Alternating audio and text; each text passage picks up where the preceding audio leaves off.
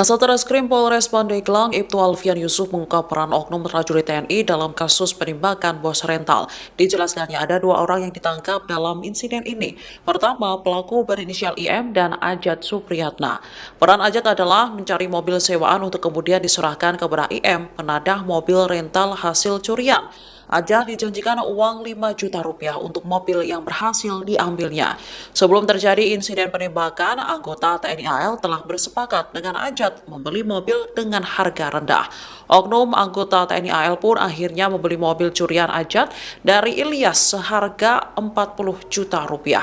Saat ini prajurit tersebut telah diamankan di Pusat Polisi Militer Angkatan Laut pada Jumat 3 Januari 2025.